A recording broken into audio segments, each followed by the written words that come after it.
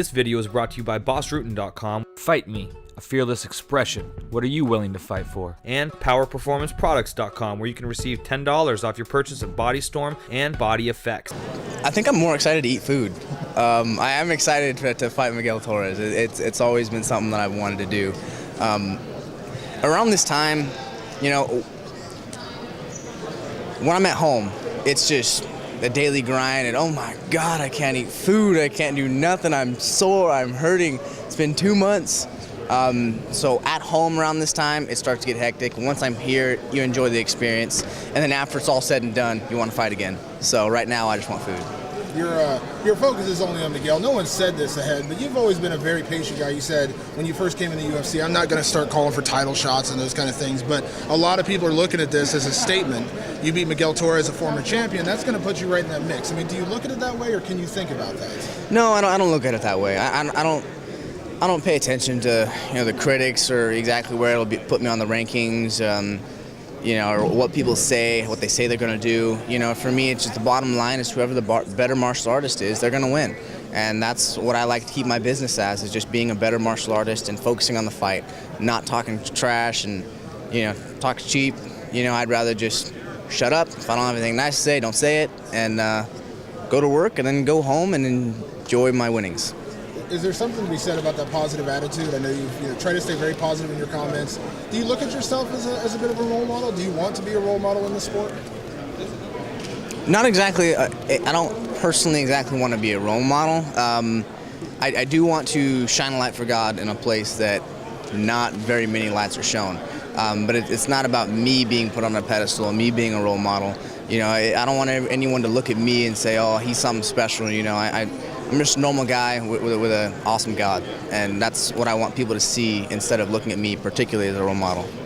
Have you thought about, how you will use this platform to spread the gospel, like specifically, like some ways that you can use this celebrity to spread the faith? Yes. The cool thing that there's 3 things that I really love to do aside from fighting: carpentry, ministry, and teaching.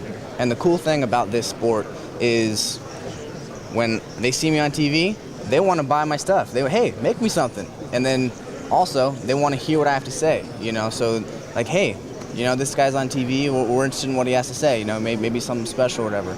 And also, when they see me on TV, especially for fighting, they want to learn from me. So this fighting, it complements everything that I want to do after this. I'm not going to be able to fight forever. And this fighting is primarily my job. It's something that I enjoy, but it's a platform for the other things in my life. So definitely I have thought about it. Have you had any struggles, like in the church community, trying to explain to them what you do and how it it works for a man of God to be doing this kind of cage fighting? Yes, my previous church pastor wasn't really for it, and there's been a lot of older people, older generation that like. Yeah, whatever. You say you beat someone up and say give the glory to God for punching someone in the face. You're crazy, But I'm in a very understanding, non-denominational Protestant church now, and they're very cool with it. All of my brothers, they like. Sunday before this fight, we had a men's group and they all gathered around and they prayed for me. I've been able to, for the kids, I've been able to go for Club 56 for the Wadapalooza. I got to go over there and, spar with the pastor a little bit and talk to the kids. And my church has been extremely supportive about it. And I'm glad that I'm in a newer age place because the traditional people and the older generation, they don't really like it very much. Well, I just heard you say you sparred with the pastor, and that reminds me of a funny video I saw a few years ago. Matt Hughes was doing that. Really? His pastor just rocked him right in the face. Like, how did it go with you when you were sparring? Oh, wow. It went good. I didn't get beat up. That was good. He was a big guy. He was like 350. So it was cool for little kids to see little guy fight big guy and little guy not lose, and then get to talk to him about it. So it sparked an interest, got the kids' attention, and then brought them inside and got to talk to them a little bit. Next time you see in Japan. Yeah, pretty much. I've had a lot of amateur and like aside from my professional fights, a lot of them have been just crazy weight issues. And like when I was amateur, I fought some guy, Kenny Contreras, my friend Kenny, who's I think at the time he was like 230 and I was like 130. So like we've amateur and aside from professional, like there's always weight issues like that. It's funny. Back to the fight. I mean, where do you feel like your advantages lie against Miguel? He's obviously very well-rounded and great on the ground. I think I have a little bit of an advantage in the wrestling. A lot of people, I don't know why, people are always, oh, Michael McDonald's wrestling sucks, you know. There's been really good wrestlers to come in my gym that I've been able to hang with. I just haven't shown a lot of it lately. In my earlier career, I was horrible at wrestling, but I've been working very hard on it, and I feel like where I'm at right now, I feel like I have an advantage of wrestling or the element of control, same thing. I also feel like I have a little bit of an advantage in the power. I feel like I hit a little bit harder than he does, and I feel like I'm a little bit harder to hit. I think he's got very good technical stand-up. He's good at touching people. He's good at keeping a good pace and all that good stuff. He's good at using his range.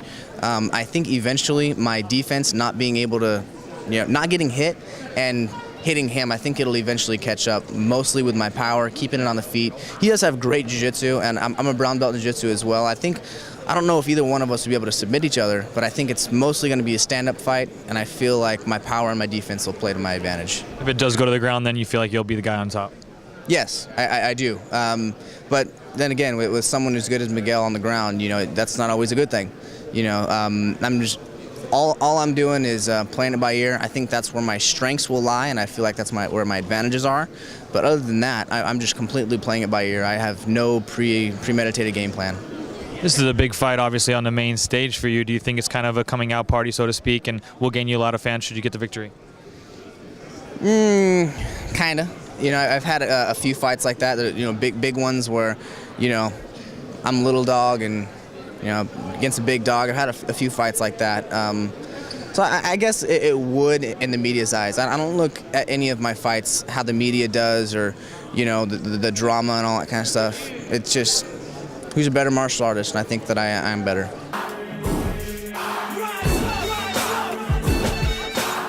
Godspeed and party on.